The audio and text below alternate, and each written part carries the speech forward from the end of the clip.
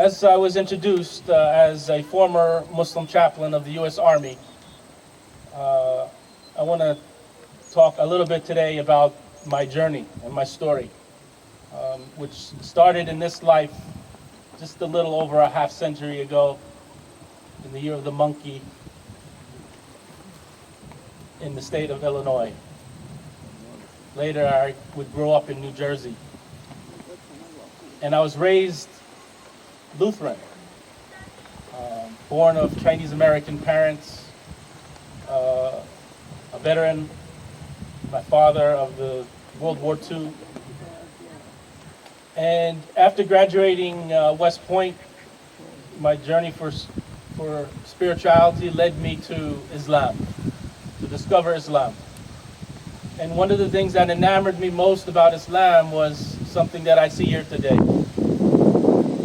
People of different colors, of different races, of different backgrounds.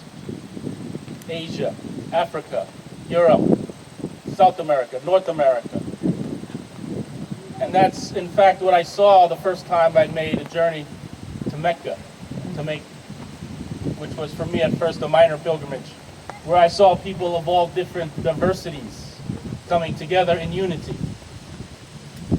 And as I was a young second lieutenant at the time, I realized at that time in my military career that there were no Muslim chaplains serving the ranks of the military. We had Christian chaplains, Catholic and Protestant. We had Jewish chaplains, but there were no Muslim chaplains. And I would leave active duty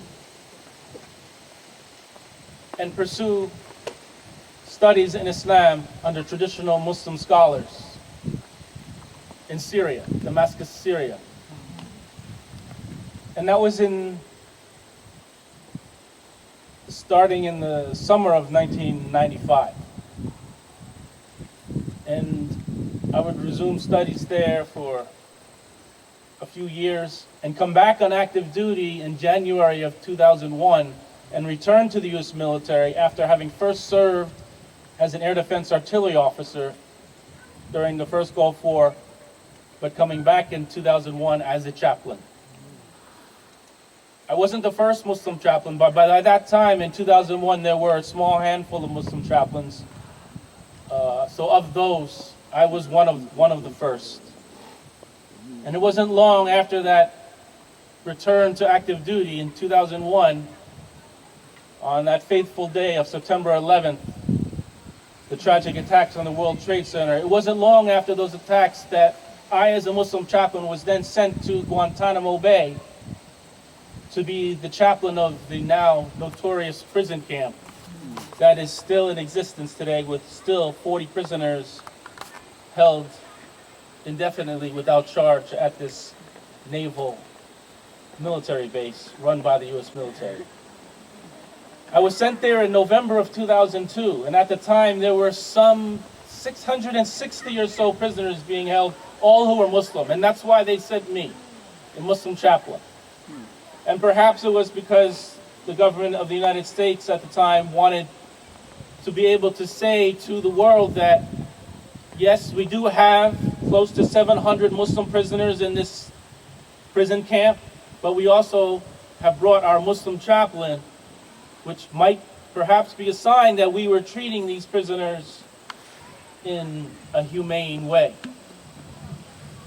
But when I got down there, that was certainly not the case. It was a situation of chaos. Prisoners were being abused, being tortured. Not only was there physical abuse, but there was psychological abuse.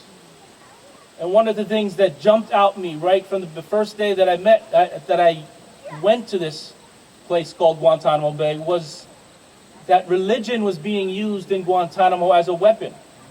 It was the exploitation of Islamic and Muslim culture, Muslim practice and beliefs against these prisoners in order to try and break them down. And this, no doubt, in my mind, was psychological torture and abuse. And as I heard these complaints directly from the prisoners themselves, especially when they came back from interrogation rooms, I took those complaints, I wrote reports and sent them up the chain of command to my supervisors. And for some reason, those reports, those things and complaints that I wrote about to the chain of command were interpreted as me being subversive, as me being treacherous, as being a traitor to this country, as being a criminal.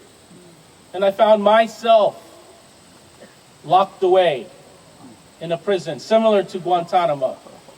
I found myself being subjected to some of those things that were being subjected to prisoners at Guantanamo, like something called sensory deprivation, where I had these goggles put over my eyes and these devices put over my ears to prevent me from hearing or seeing. Something called sensory deprivation, which was done to me to instill that fear and intimidation, just as it was done to the prisoners at Guantanamo. My religious rights, when I was held in solitary confinement for 76 days, were kept from me. But to make a long story short, as these accusations that I had committed treason, that I had engaged in spying or espionage or sedition, charges which do carry the death penalty. And indeed, I was threatened with the death penalty by military prosecutors. But as these accusations were levied against me, they went away. And all the charges were eventually dropped as people started asking the real questions, what in fact did this Chaplin really do? And when it became clear that what I had been doing was sending up those complaints and making concerns about how prisoners are being mistreated at Guantanamo, those charges went away. And I was reinstated, sent back to active duty, not back to Guantanamo, but to my home base back in Washington State, which was at the time Fort Lewis, Washington. After which, after about 6 to 8 months, I tendered my resignation from the U.S. military and got an honorable discharge. And then went on to document my experience and authored a book entitled For God and Country, Faith and Patriotism Under Fire. Since then, I've returned back to New Jersey where I grew up. I returned back to New Jersey in 2011 and have, for the most part, the last few years, engaged the veteran community, because there are an enormous amount of veterans today who are coming home from conflict, who need peace. And so as I conclude my short talk today with a poem, I ask you to think about those veterans who need peace and think about what you might be able to do yourself individually to help veterans find peace after they come home from what is indeed a situation of chaos. Here's a poem that I wrote recently about my experience. I went to the army, I went to war.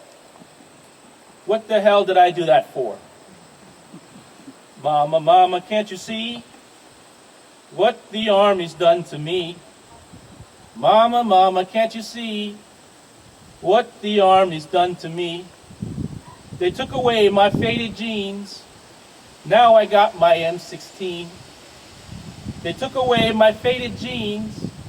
Now I got my M16. It sounded like a good idea. Get a free education. Mine was the West Point indoctrination. Duty, honor, country. Yes, those things mattered to me. Join the army and be all that you can be. The TV commercial said, we do more before 9 a.m. than most people do all day. The cadet honor code. A cadet will not lie, cheat, or steal, nor tolerate those who do. But as a U.S. military soldier, can that really be you? Yes, sir. No, sir. Just following the orders. Deploy you to lands where there really are no borders. You learn to fight. You learn to fire. And staying alive becomes your only desire. Stay alert. Stay alive. If you want to come home, if you want to survive. I made it back, though it didn't go well. My return was by way of solitary confinement in a secret jail cell. It was because I didn't stay silent. Too many truths to tell about how the prison camp at Guantanamo was a living hell. Operation Enduring Freedom.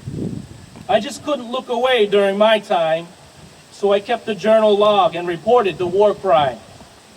They said, we're fighting terrorists now. Lions and tigers and bears, oh my. And the president said, Geneva Conventions don't apply.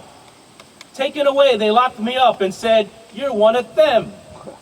Aiding the terrorist enemy, wanting to create mayhem. They labeled me a Chinese Taliban. Then get me with the death penalty, that was their plan. It didn't work. It was all BS on a hook. And later I was set free with an honorable discharge I took. And became the Army veteran who authored a book, For God and Country, Faith and Patriotism Under Fire, and detail what really went on at Guantanamo inside that wire.